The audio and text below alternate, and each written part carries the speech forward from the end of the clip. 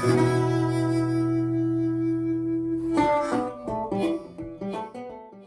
hello. Hi, Dazeys. You are listening to the Mother Days. I'm Teresa Palmer. And I am Sarah Wright Olsen. Hi, Dazeys. I love that I can't start one of these without saying hello, hello. Hello, hello. And you do it in the cutest voice ever. Hello. You're sweet. Guys, we're so pumped to be doing this solo episode today. We sent out a message to all of you and said, what are the topics that you want us to talk about? And something that kept coming up were dynamics in relationships. So today we're going to have a discussion about relationships, about how to keep things spicy, sex-wise after having children, how to share the parenting load, divvying up roles, issues with money, finding balance, feeling touched out. We can both speak to that with all of our breastfeeding journeys. So let's jump right in.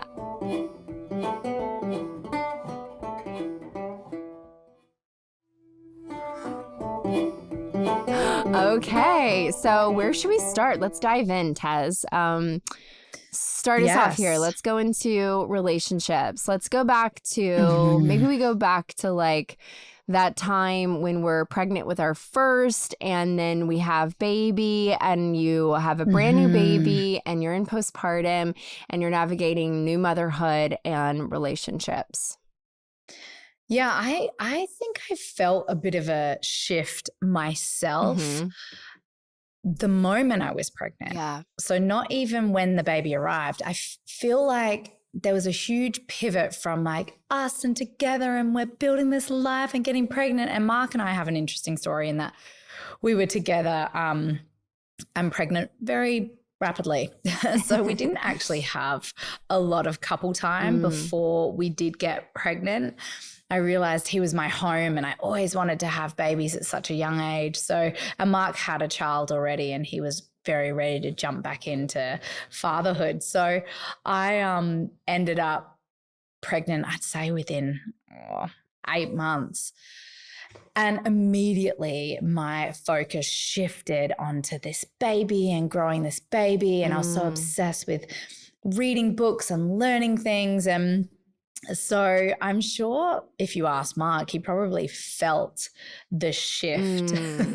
The focus just sort of turn over into baby world. And it became my everything. And then, of course, when Mr. Bodie Man arrived, there was such an anticipation. Yes. I also think because I was one of the first in my friendship groups to have a baby, everyone was focused on this little guy. And I was 27 and just new mummy.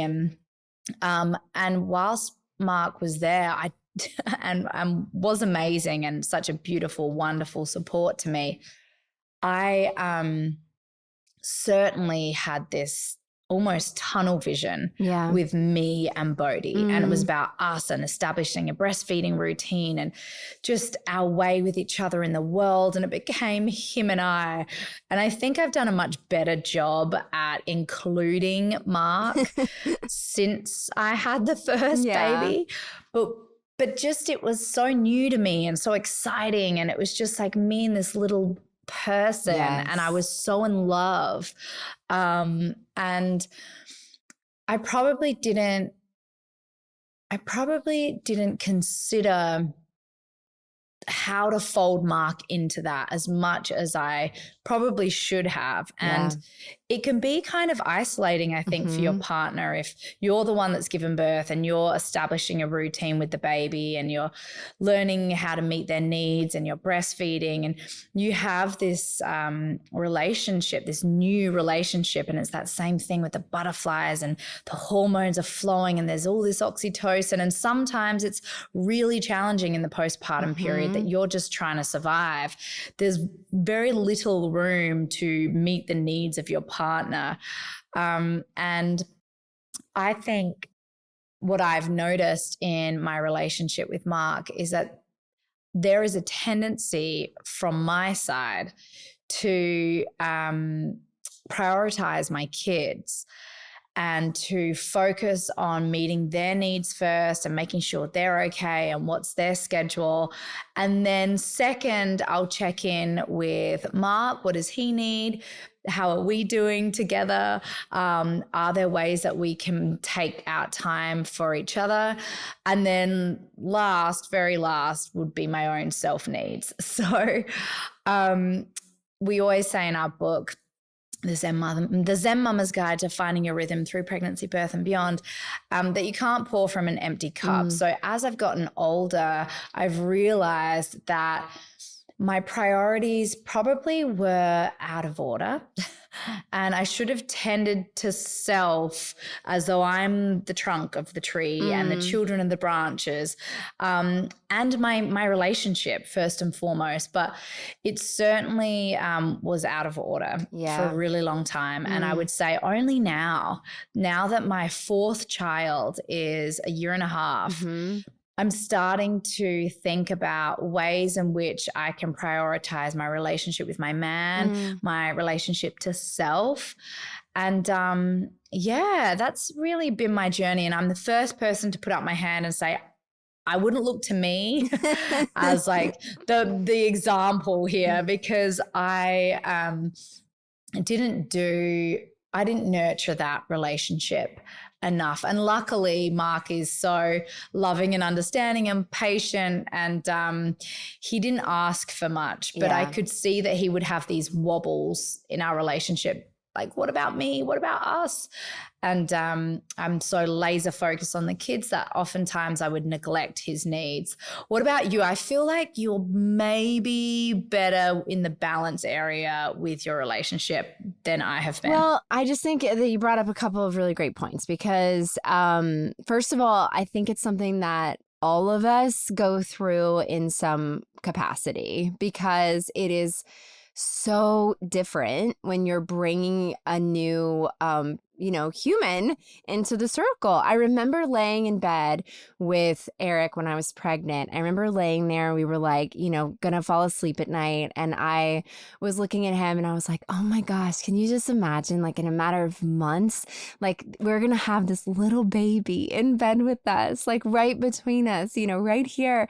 And I remember looking at him, we were both just like giddy, thinking about it. And what I never really thought about is like, how will it change our relationship? Or like, will that ever feel different? And I didn't really think about that. I just for me, I was so focused on baby as well. And, this pregnancy, and then all the things I was trying to do to like make my, have myself like have a clean pregnancy with like clean products and like, as chemical free as possible, and eating the organic foods and doing the walking and like all the things.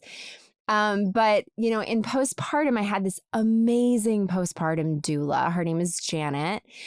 She asked me a question that really, really stuck with me, because she was like, I don't remember how many weeks postpartum I was with Wyatt, but I remember feeling all the feelings of like, new motherhood, navigating like all the breastfeeding stuff, like trying to get him to sleep. He had a witching hour. There was like, a lot of sweats, like a lot of sweating and body odor that I felt like I was, exuding. Like I just felt kind of yucky a lot of the time. I just felt like I always felt like I needed a shower. I was like, gosh, if I could have taken like 4 showers a day, it would have been great, because the moment that I was, clean and then nursing the baby, then my left breast would like leak all over my shirt, and then he would poop and I'd get some of it on me, and I'd just be like, oh, here I am, gross again, and so it's really hard to feel sexy and connected to your sexuality and all of those feelings when you're covered in baby poop and milk and like all this stuff, and you're having a really BO. Oh yeah, and like BO. Breastfeeding exactly. BO. But I mean, Gross. I actually right now I can smell myself and I have it. But like I can smell it. It's been a long day, you guys. It's been a long day. So, but anyway, so like that connection in postpartum to right, like I'm still a woman, and there's like that partnership and like you want to be intimate with your partner. But sometimes it's hard to feel that way right after you have a baby, or even months after you have a baby, or a year after you're having a baby, right? So my postpartum doula, somewhere in the first like 3 to 4 to 5 months or something of having Wyatt, she was like, so how are you and Eric doing? Like, have you had any time with each other? And I was just like, oh yeah, we're good. I mean, we're both tired and whatever. And so she was like, I was sort of like, we were talking about more intimacy, and she was like, how are you feeling? And I was like, oh gosh, like I'm like feeling like there's a lot going on down there. And she's like, well, there's lots of different ways to connect and have sex and have this intimacy and everything. And I was just kind of like, oh yeah, of course there is. It right? doesn't have to be the same as how it was, right? Or just like in that time frame of how I'm feeling, like, oh, I feel gross, or I feel, sweaty, or I feel whatever. Like, there's also this moment of having, time alone with him to like have a meal, or being able to connect with him in a massage. Let yourself explore all those options, right? In your head. I'm not gonna say them all out loud. And she'll start going a little crimson. I know. You'll see it in her cheeks. She'll get a little flushed. I'm sweating already. Okay.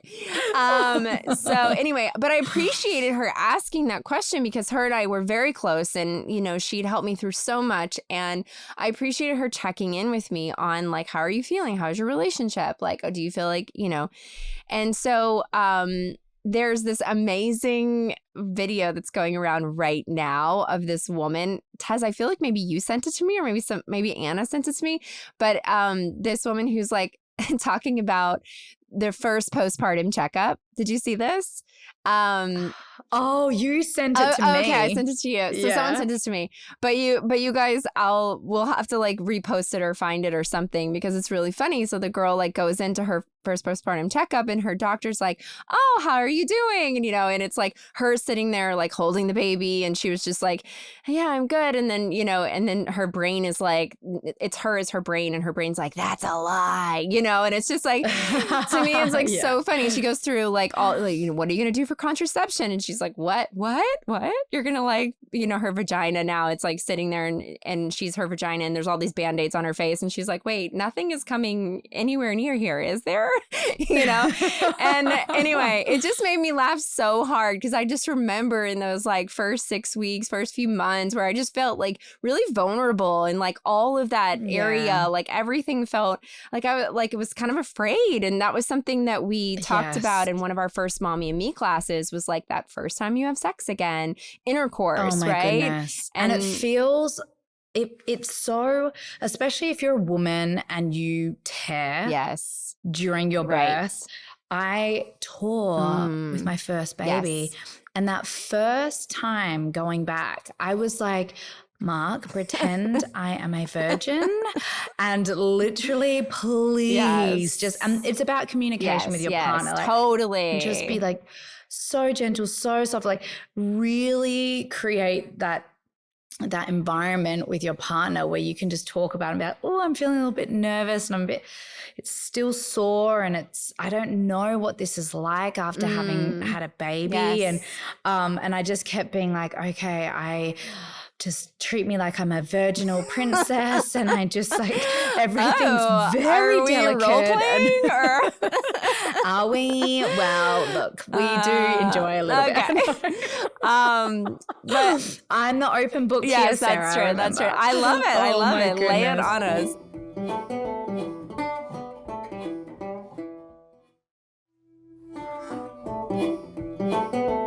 But I remember that there was this like moment somewhere in the first, I feel like it was the first year or something with Eric, and he was so like, wonderful in his communication. And for me, I was so focused on baby and nursing and like schedule and just like all the things with Wyatt that I wasn't really focused on. And I was the same. Like, I wasn't focused on our relationship, our intimacy, like any of that stuff. I was really like trying to get my bearings with being a new mom. And I hear that a lot from other mothers. Like when we're in the Mommy and Me circle, when I was in all those classes, all of us were sitting there. And I remember that one mom goes, don't forget about your partner. You know, she was like a second or third time mom in this Mommy and Me class. And she was like, don't forget about your partner in all of this. Like, you know, like go, like have that time with your partner, reconnect with your partner in that way. And I was just kind of, we were all kind of like, oh yeah, that's a really good point. But I remember at one point, because really you're so wound up, like your brain is so focused on baby and nursing and like feeding and schedule. Am I and doing it's it just right? like, am I doing it Yeah. right? And, you know, all those things and leaking and just all the things. And I remember there was this one moment when Eric came to me and we were kind of like, you know, talking about us and just like the relationship. We were having just a really great, wonderful conversation. And he was like, you know, like asking me about my like, is there anything that you need from me and how can I support and like all of this stuff. And I was like, you know, I feel like I've been so wrapped up in all of this. Like I'm not connected. There's like a disconnect with this intimate sexual side of me right now. And I was like, I want to find my way back to that. But like you having this conversation with me, talking about intimacy, talking about us, like he brought it to the table in such a beautiful way. And I remember sitting there going like, oh, right. Like I haven't tapped into any of that right now. Like it's just been out of my brain. And so then all of a sudden I was like allowing myself to separate myself from being just mommy to the baby. And then also I was going back to like, oh, but wait, I'm like a partner in a marriage with a man who's like super hot and loving and wonderful and communicative. And like, I want to connect with him again in that way. And those two things can exist at the same time. I carried that into my second pregnancy and then into my third so that I was able to like allow myself to, you know, be the mommy that I wanted to be, but also show up and be the partner that I wanted to be for both of us, because orgasms are important and like it's scientifically proven. And it's to have that time and that connection and that intimacy with your partner is so amazing. And I wasn't nurturing that either.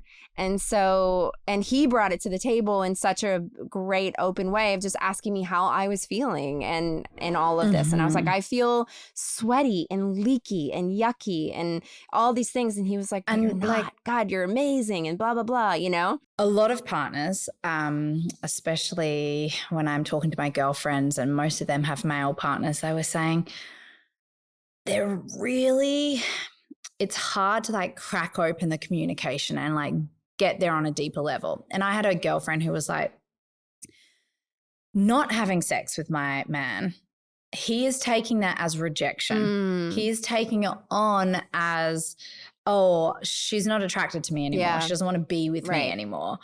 And so that's why what you're saying is so key, that even if you're with a person who is not, doesn't go there communication-wise sometimes, you need to try and find your own version of communicating that to them. Hey, just so you know, this has got nothing to do with you. You're so hot. I love you. You're gorgeous. Like, I'm so attracted to you. I am feeling touched out. I am feeling like I constantly have a baby on me, a child on me. I'm doing things. I'm meeting everyone else's needs.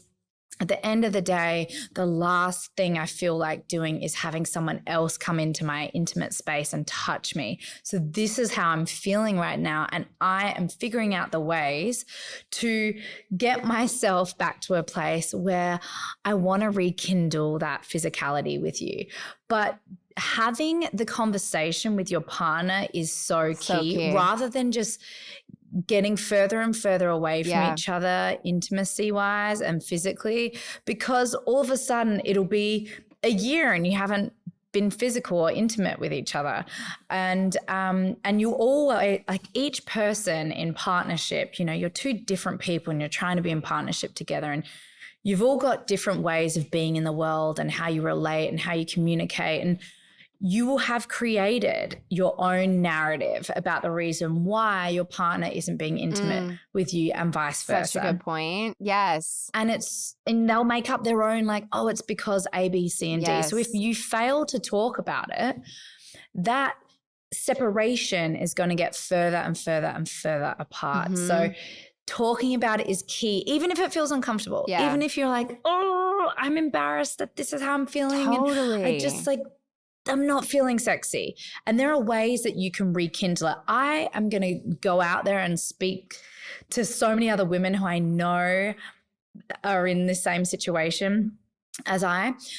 Last year, I was, I actually gave birth. Was 2022 last year? Yeah. Yes, it was. So I had a baby, and Mark and I were not physical. We were not intimate with each other. I'd say on rare occasions were we, like every 6 weeks, let's say, or once every 2 months. And then every time we were intimate, we would be like, oh, that was amazing. I feel so close to you. That was incredible. Like what a beautiful rebirth and a reconnection. And then we would fall back into the routine of being with the kids, like finally like flopping into bed at 8:30 when everything was done, or like finishing the housework until 9. And then you're so tired that you're falling asleep, and we weren't finding those moments to be together. And I know we are not the only couples out there, because I also speak to my friends, and I have some friends who haven't had sex in a year with their partners. And then I have other friends who have really committed to making it a priority in their relationship, and they do it 3 times a week. And so for me, I was like, Mark and I talked about it, and we're like, what is our ideal? Okay, 3 times a week sounds really good to me. 3 times a week is great. Like, what can we do to spice things up and be a little bit more spontaneous with our intercourse? Because so often there are little people in our bed, or we live with my mom as well. So then we have to get creative. We've actually found fun in finding those moments to be together again, and then doing it where we're like, oh my gosh, I hope we don't get caught. But it also spices it up a little bit. But you also can just have the same sort of routine that you had before kids too. You can find ways of breathing life back into your sexuality, but it definitely begins with talking about it, saying, this is what I want. I see how far away we are from this. Like, let's find our way back to each other. It's also a good opportunity too to like talk about, the things that turn you on, like, and that could be really different now that you're a mom, and like the same thing that maybe really got you going when you were like 25 might be different when you're 35, right? So it's a good opportunity to sort of like reach in, tap in, and go like, okay, what's the thing that really spices it up for me, or like gets me going? Spicing it up doesn't have to be like, oh, now I'm gonna throw on an outfit and like put on the sassy music and like go for it. It can whip out the vibrator. Yeah, exactly. It could be so many different things, like things that are relaxing for you, or like get your head into a different space. And we live in a very small house with a lot of children. I know you do. And a nanny that lives with you throughout the week. Exactly. Mortifying, Sarah. Where do you go? Do you go where you're recording right now? Sonia is listening to this podcast right now. Sonia, I love you. Sonia. We love you, Son. So maybe I'll buy Sonia some earplugs. Yeah, no. No, but I think that is part of fun, is like figuring out the time that makes the most sense for when the house is empty. Yeah, for us. Like, what, is it that you're popping on a movie for the kids to like go watch a movie for a little bit, and you're like, okay, I'm gonna go do this, and this. Oh my gosh. I saw something recently where people are like, oh, it's so bad to have sex when your children are in the room. I was like, but what about when you co-sleep and your baby is fast asleep? Can you not just be over on the other side of the bed with your person really quietly? I've definitely done that. And I was like, people are like, oh my God, that's so foul. And I was like, wait, what? Like, they're dead to the world. They have no idea. They're not near you. You don't touch them. They're away from you. I mean, and if a baby's totally asleep, and like they wouldn't know what's going on anyway, right? So Exactly. I'm like, they're dead to like they're in dreamland, dreaming about whatever they're dreaming about. If this is the only place you can do it, cool, that's fine. Like, oh my goodness. Okay, I wanted to bring up a book that I love. Yes. And for any listeners out there, you've got to check it out. It's called Fair Play by Eve Rodsky. Yeah. And Sarah and I have actually interviewed her before, and we've talked about her book, and it's very cool. It's such a great concept. Yeah. So it's about sharing the mental load and the physical load of parenthood.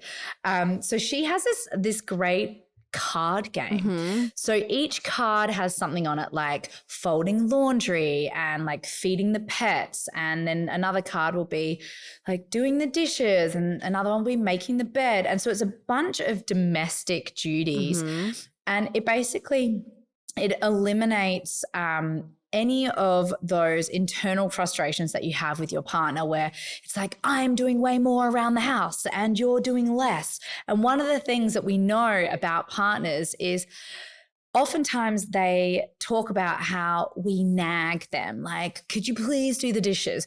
You didn't take out the trash. Like, why didn't you fold up the laundry? Like, please put whatever it is.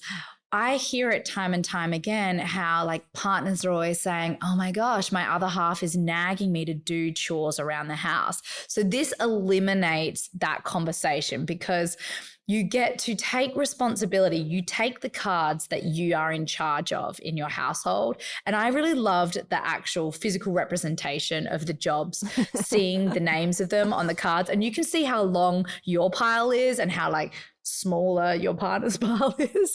And it was a great way. So Mark and I did it together.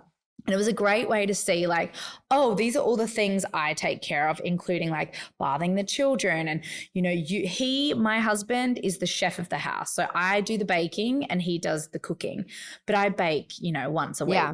He cooks, he does all the cooking. He loves it. He's very passionate about it. So a lot of the cards were to do with cooking, which is great. So we are able to find more of an even balance domestically between the two of us, so that I'm not always having to pull him up on things, which I found I was doing for a long time. Yeah. Yeah, that's really, that book is amazing. Eve is amazing. And we did a talk with her, I think during the pandemic when her book was coming out, and just her shedding light. And I still follow her Instagram and Fair Play and all of that. And they have so many great posts all the time about sharing responsibilities. And it's done in such a way through that book and game and everything that it's just like bringing up the conversation and sort of showing both sides. Like, this is what we're carrying. Like, this is what you're carrying. This is what I'm carrying. And how can we like continue on together and divvy up these responsibilities? And it's that domestic rebalance, so that we can feel as a primary parent that we can reclaim that time for ourselves. It is a narrative that I think I hear in every family dynamic. There's always like the person who's like, oh, if I feel like I'm juggling it all. Right. I'm really curious, Sarah, talk to me about how you handle like domestic duties in your home. What is Eric, like, what is his go-to thing? What are your go-to things? How do you like balance that? So Eric has always been a very tidy person, and everybody that knows us knows that. Yeah. He's also like a major go-getter. So he's like always sort of moving. And he made this joke one time. We were like interviewed on E! Or Entertainment Tonight or something like that. But he was making this joke, and he was for Valentine's Day. He was making this joke about how I always give him a hard time for how much he vacuums. And I was like, this is not something that you should be sharing with people. But it wasn't about me giving him a hard time about the vacuum. It was more like sometimes I just wanted him to like be still for a moment. Just be still in one place so we could be together. I so appreciate a million million things that he does. And I tell him all the time, thank you for, he's like the first one to unload the dishwasher in the morning, or he's like, running to like throw in the load of laundry, or like, take the garbage out and replace the bags. There are women all over the world being like, swoon right now. I'm like, oh my God. But I would say that one of the things that I sort of struggled with, it has nothing to do with him, but only to do with the way that I was kind of brought up in the mentality in the like higher in the household, is that ever since I was like able to work, I've been working and hustling to like make money. And we struggled for a long time as, a family. My parents were living paycheck to paycheck my whole childhood. And I remember being always afraid of like, I don't ever want to be in debt. So I was like terrified to ever get a credit card. And I wanted to pay everything off like the moment that, the bill came in. And so I had this thing when Eric and I got together, like we were sort of like, blending our household together. And when we started having children, then I was working less and he's working more. And so I had this thing where I put like worth and value on bringing finances to the table.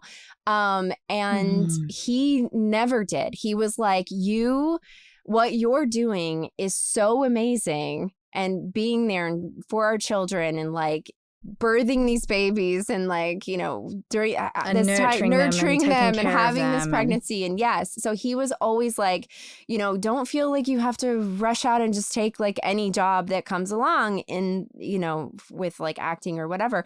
But inside of me, I always had this thing where it was like, and he told me this a couple of times, like, I feel like you have this like self-worth attached to making money. And I think that there's something to do with like how my mom was the breadwinner in our family, and like she was constantly working, and that seeing that drive with her constant in my childhood. It was a conditioning. And so I was always like, but wait, I have to make money. I have to bring it in. I have to add to the pot. And, and he's just like, where is this concept coming from? Like, it's okay, And it was very supportive and beautiful the way that he would, from day one in our relationship, he was always like that. And it honestly has taken me so many years, you guys. We've been together for 17 years. And I think over the last 2 years that I've been sitting in this time of like, okay, I'm definitely connecting more to like the spiritual side of myself, connecting more to like myself at my core, doing more meditation and taking more time to like sit, and really do my gratitude list. And in all of this, I'm finally understanding that my worth is not attached to how much money I'm bringing in. It's like the value that I'm bringing to our family as being this, this mom to these children, the projects that I work on because I'm passionate about them are amazing, and they're adding to the pot in this beautiful, amazing way. But I hope I'm making this point. I hope this makes sense, this point that I'm trying to make. It is so great. And I love that you're saying that, because I feel like there's going to be so many people listening being like, me too. My husband's been working on the same show for the last 14 years. And it's amazing. And it's been a dream to be in LA, to be together and be able to do this. And he's been so supportive of me in every endeavor that I've wanted to like, I think I want to write a book, or I want to do this, or whatever it is. He's been so supportive. It's only been me that's been like, but it's not, I'm not bringing any money in, or I'm not able to contribute to this, or I'm not able to do A, B, C, and D. And so now recently in the last couple of years, I'm like, wait, what am I talking about? Like what I have brought to our family, what I've been able to bring for myself, for our kids, like the value that I've been able to add just by being able to be here. And so I needed to disconnect this like idea in my brain of what my self-worth is tied to. And Eric is the one who was the first one that brought it up to me. And I was like, no, that's not it. That's not, surely not. Surely not. And then I was like, wait, he's right. He's so right.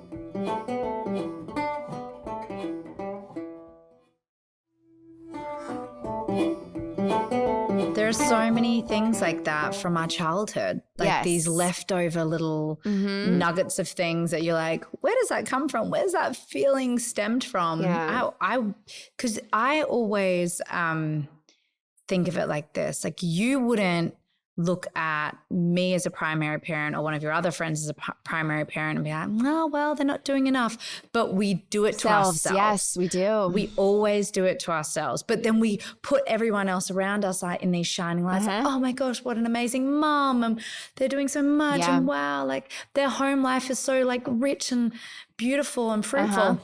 But then like you turn it back on yourself and like, I could be doing more, or I could be doing this, or I wish I were, you know, it's just that negative, that self-critical voice. And it so often comes from conditioning. I look back and I'm like, I have this certain way of being because my stepmom was so incredibly successful financially and as a businesswoman, and my dad was successful, is still successful, and they really set themselves up. And they would be the first people I would call whenever I got a big opportunity, and I would tell them how much money I was making. Yeah. Because I was like, then they'll be proud of me because I'm making money. And I always had this narrative in my head that, oh my gosh, my parents will be proud if I'm successful, if I'm making money and I'm, you know, doing these things and living my dreams.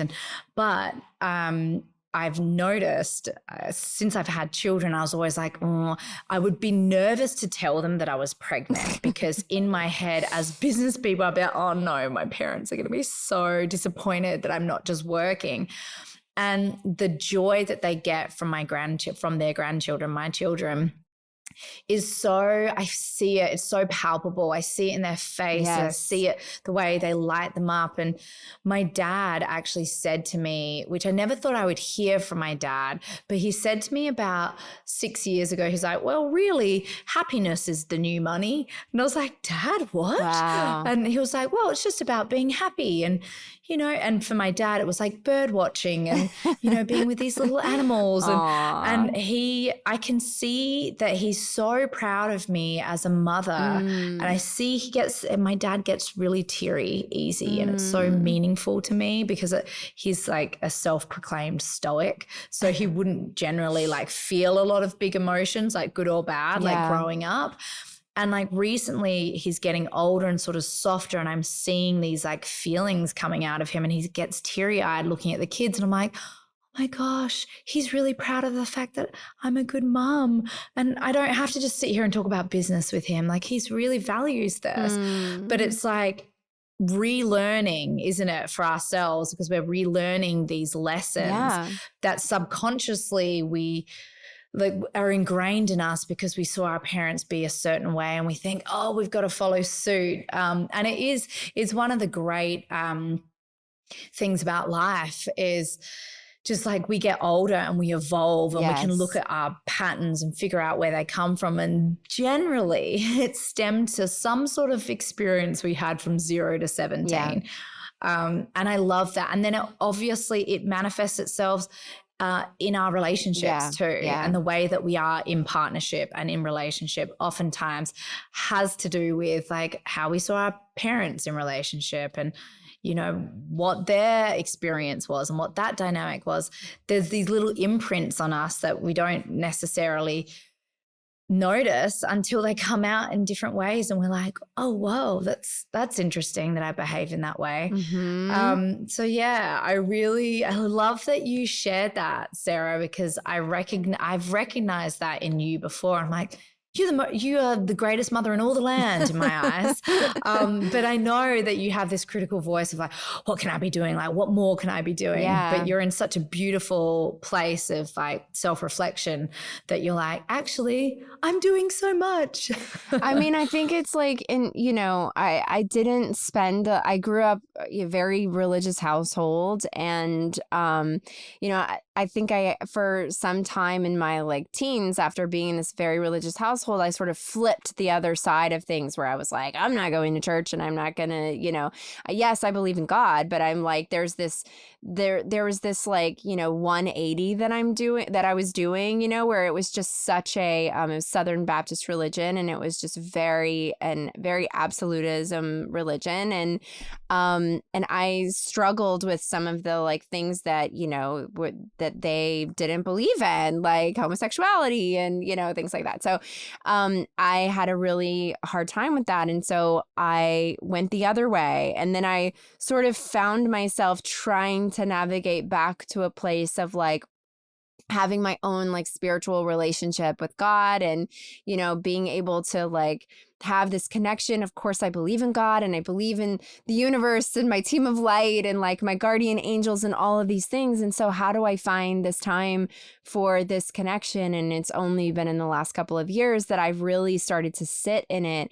And it's in these moments of like journaling or meditating or like being really, really, really present and asking and talking to myself and my needs and all those things that I have been able to discover some of these things and not just be like so busy all the time. I was busy. I'm doing this, I'm doing that, and not paying attention to like, why are these things coming up for me? Why am I doing this A, B, C, and D? I mean, this could be a very long conversation, but what I'm getting at is that in those times of like, reflection, those like 10-minute journaling times or whatever it is, I've been able to discover things. And one of the things I've been able to discover is this element of like what I was tying my work to and my self-worth to, and it bringing in like certain funds, because I was always so afraid to like run out of money and not be able to pay a bill, and then I was going to be in credit card debt. Like that was just like the scariest thing for me. And when I was in partnership with Eric, like I really didn't have to think about or worry about that stuff. Like we were together and our finances are together and we're like navigating this life together. And yet it was still like this driving engine under me where I'm like, okay, now I got to make X amount or whatever it is. And so, it is interesting when you're able to have a moment to like have those reflective times where I've listened to people like you and some of our friends who, you're in this like spiritual moms group for a long time. And when you talk to me about, this like self-reflection and going back, I was always like, yeah, that sounds really nice. Like I've never done that. I need to do that, to like sit in it. Yeah, exactly. So anyway. And then you could do a specific meditation on healing the financial wound. So, and I mean, to go even more esoteric, there could potentially be a blockage. Yeah. So there could be a blockage to unlocking more financial abundance because you haven't healed the wound surrounding finances. Because there's a lot of fear tied to that. Yes. Yeah. Which could in turn be stopping you from opening up and receiving financial abundance. Yeah. So I talk to Mark about this a lot too, because he had some trauma surrounding finances because he grew up in such an impoverished neighborhood and he had a very complicated relationship with money. And so he did a lot of healing the wound surrounding money. Yeah. And I'm noticing that things are cracking open for him in a way where he's receiving more than he generally does. So but it took meditation. Yeah. So it's had him sitting in it and like going back into the uncomfortable feeling of it and the fear of it and sort of massaging it and allowing it to be there and not judging the feeling. And I do that with success. I'm like, I think about success and what that means, a definition of success, and like what my dad would think is successful. And I will sit in a place of meditation and be like, oh, wow, being a great mom and showing up and being there for the kids and being present, like that's such success. Yes. So for anyone listening out there, you're all successful. Yeah. You're all amazing.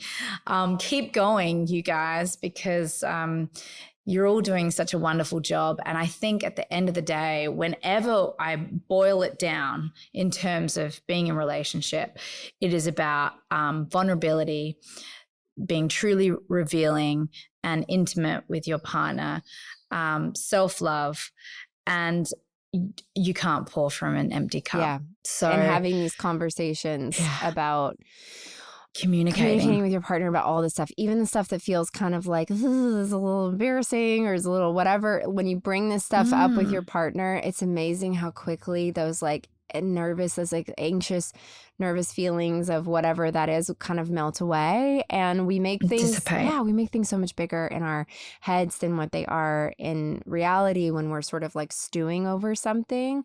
Sometimes it also really helps to like write things down first and then sort of see like, okay, you know, are some of these like really big emotions that I'm having, and if I, you know, write them down, like how does that make me feel, and now can I talk about it a little bit more clearly, you know? Like I think I learned this one wonderful thing from my dad when I was a teenager is he and I really struggled on how to communicate because I had very different views on the world than he did, and he started writing me letters and slipping them under my door, and then I would read his letter and I'd be like, oh, okay, this makes sense where he's coming from. Now he needs to see where I'm coming from. So then I would write him a letter back. I'd slip it under his door. It's not that we couldn't communicate face to face, but we were both like so emotional that it really escalated and neither of us felt heard. And so it was actually great that my dad started this like writing journey with me. I wish I had saved all of our letters. But it was a really nice way for me to understand like writing down my feelings sometimes helped me to release and let go and then be able to communicate more clearly. So maybe if any of you out there have scripting, struggled in that communication, sometimes like maybe it would help to write things down. And it can help you find more clarity, I think, when you put it out. Because in conversation, in the middle of an argument, and if you're like, oh, you're feeling feelings, you can be quite like me. I can get fiery in arguments with my partner. And I feel like if I take a breath, if I take some space, if I've got a journal that if I went back and read it, I'd be like, oh my God, Teresa. I've got a journal that I will write down when I'm angry at Mark. Yeah. I'll write down all these big feelings that I'm having. And sometimes they just dissipate and I feel like I have more clarity on, okay, what's the root? What is the real thing? What is the real reason why I'm feeling this way? And I've got all the sort of nasty stuff, the like stuff that doesn't need to be shared in an argument, which can make it escalate. So I found that really good. And we call it scripting. I think I had a therapist say that right before bed, you can do some scripting just to get the stuff out of your body before you go to sleep. And it does really work wonders when you're in relationship. Yeah. So, all right, guys, what a lovely episode, Sarah. Well, I was just going to say thank you, Dazeys, for bringing this topic to the table because, you know, these topics that we've discussed today were some that when we sent out the message, I have to say, we sent out this message like, hey, we're recording an episode. What are some topics? And we got so many responses.